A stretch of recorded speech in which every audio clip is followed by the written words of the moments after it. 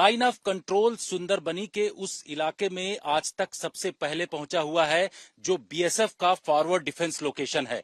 यानी कि इस जगह से बीएसएफ पाकिस्तान की हर एक हरकतों पर नजर रखता है।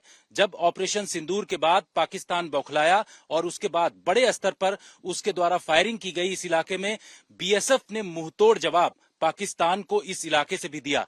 पाकिस्तान ने यहां से उस इलाके से जो फायरिंग किया, आर्टिलरी की फायरिंग किया, लेकिन बीएसएफ के जवानों ने पूरी तरीके से अपनी फायर खोली और पाकिस्तान को जवाब देते हुए उनके कई कॉम्प्लेक्स और कई पोस्ट को ध्वस्त कर दिया।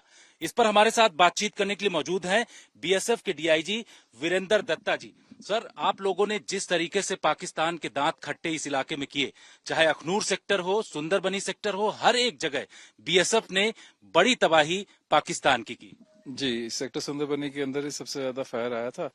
तो जैसा हमने माकूल जवाब उनको आईवी के लोकेशंस में दिया, वैसा ही या उससे बढ़ के जवाब हमने यहाँ पे एलओसी पे दिया और उनको काफी नुकसान पहुंचाया। लगभग इनकी 4 पोस्ट हमने पूरी तरह से ध्वस्त कर दी। इसके अलावा हमारे इलाके में एक लॉन्चिंग पैड था जिसका नाम बार बार आता था इंट एजेंसीज के द्वारा, जिसका नाम था आईएसआई कॉम्प्लेक्स। ऐसा माना जाता है कि ये पाक सेना द्वारा संचालित था और पाक सेना के संरक्षण में आईएसआई द्वारा संचालित था, जिसमें कि अलग अलग तंजीम के मिलिटेंट आने की रिपोर्टें आती रहती थी, जो कि शायद ये ट्रांजिट के लिए इस्तेमाल करते थे। तो हमने इसका फायदा उठाया और 9 तारीख को इसको पूरी तरह से ध्वस्त कर दिया। इस इलाके में जब आर्म्स ड्रोन का इस्तेमाल पाकिस्तान कर रहा था, इसके साथ साथ आर्टिलरी फायर कर रहा था, उस वक्त भी आप लोगों ने यहां से पूरा जवाब दिया। हमें ऐसा जो जानकारी आपके द्वारा और तमाम लोगों से मिली कि कई पोस्ट और इसके साथ साथ उसके लॉन्च पैड आप लोगों ने ध्वस्त किया। कार्रवाई किस तरीके की रही? और ईंट का जवाब पत्थर से दिया गया। वो हमारा एयर डिफेंस सिस्टम काफी कारगर था और जिसकी वजह से ड्रोन उसके इस इलाके में कामयाब नहीं हो सके और जितना उसने आरटी या मोटर फायर किया उससे कहीं ज्यादा उसको हमने मारा है और उसको नुकसान पहुंचाया है। बिल्कुल। तो बीएसएफ ने जो उनका एयर डिफेंस सिस्टम था, इसके साथ साथ जो पाकिस्तान वहां से नापाक हरकत कर रहा था, उसको भी जवाब दिया गया। यहां से एक तस्वीरों में आपको दिखा सकते हैं कि पाकिस्तान के जो आईएसआई कॉम्प्लेक्स को किस तरीके से ध्वस्त किया बीएसएफ ने। यहां से पूरे टारगेट पर था उनके और पूरी तरीके से उसको तबाह कर दिया गया। तस्वीरों में सारी दुनिया ने देखा कि किस तरीके से यहां से उस सामने मौजूद पाकिस्तान के आईएसआई कॉम्प्लेक्स को ध्वस्त किया गया।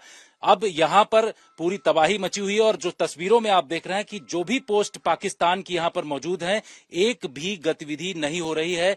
ना तो पाकिस्तान आर्मी के लोग यहां पर पहुंचते हैं और ना ही कोई जो इंटरनेशनल बॉर्डर के उस पार जो पाक रेंजर्स अलग अलग स्थानों पर मौजूद रहते हैं, वो भी दिखाई नहीं पड़ते। तो लाइन ऑफ कंट्रोल और दूसरी जगहों पर जो पाकिस्तान की सेना और पाक रेंजर्स में इस वक्त भगदड़ मची हुई है और ये कहा जा रहा है कि ये लोग इन इलाकों में किसी भी तरीके से अब दिखाई नहीं पड़ रहे हैं। जब से ऑपरेशन सिंदूर हुआ उसके बाद से बीएसएफ ने अलग अलग स्थानों पर फर्स्ट लाइन ऑफ डिफेंस के तौर पर जो काम किया, वो एक बड़ी तस्वीरों में सामने दिखाई पड़ा और बीएसएफ ने जिस तरीके से पाकिस्तान की पोस्ट को ध्वस्त किया, उसमें भी उनकी काफी स्थिति खराब हुई, जिसके चलते अलग अलग स्थानों पर पाक रेंजर्स और पाक आर्मी के जो जवान हैं वो किसी भी पोस्ट पर इस वक्त नहीं दिखाई पड़ रहे हैं और पूरी तरीके से वहां से भाग खड़े हुए हैं।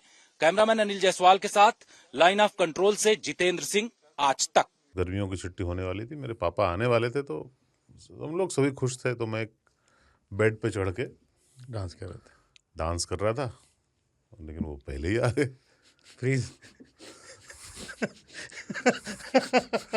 तो मैं उस समय तो कंटिन्यू नहीं कर सकता था ना, तो फ्रीज फ्रेम टाइप का हो गया। कसम पैदा कर